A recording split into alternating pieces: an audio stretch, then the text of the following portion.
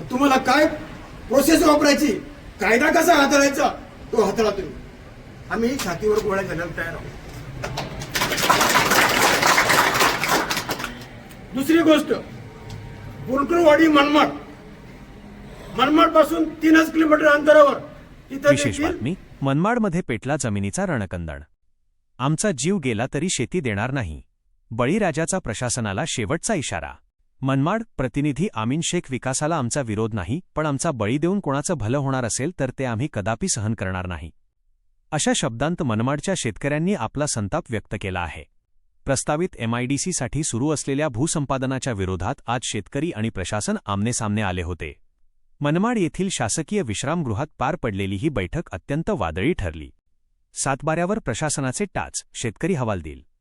बैठकीत शेतकऱ्यांनी प्रशासनावर प्रश्नांची सरबत्ती केली.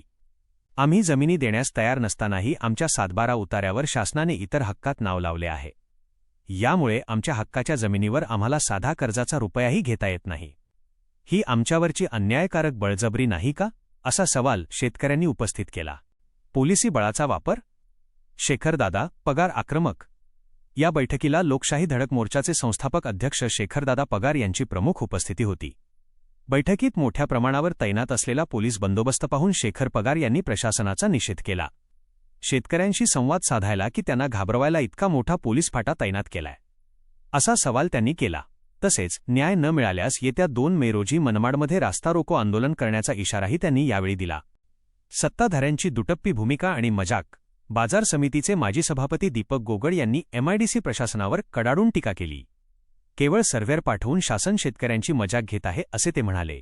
तर शेतकरी नेते पद्माकर निळे यांनी थेट इशारा दिला की शासनाने बळजबरी केल्यास अधिकारी शेतीच्या बांधावरही चढू शकणार नाहीत. लोकप्रतिनिधींनी 1 गुंठाही जागा घेणार नाही असे आश्वासन दिले असताना प्रत्यक्षात उतार्यावर शिक्के आल्याने शेतकऱ्यांमध्ये संतापाचं वातावरण आहे. नमस्कार, मी संभाजी पगार आणि तुम्ही पाहत आहात लोकशाही माझा SP न्यूज इंडिया. एक बाजूला विकासाच्या गप्पा आणि दुसऱ्या बाजूला जमिनीसाठी रडणारा बळीराजा.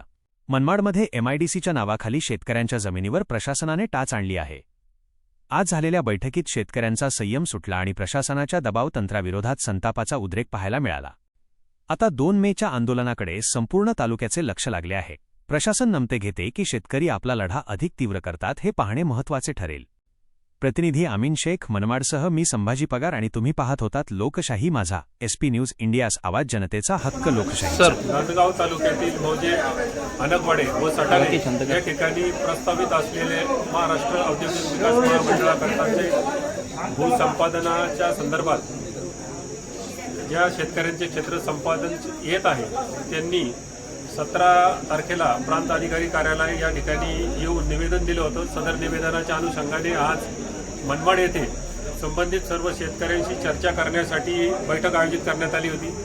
या बैठकीमध्ये सन्माननीय नगराध्यक्ष, त्याचबरोबर सर्व शेतकरी प्रतिनिधी सर्व उपस्थित होते.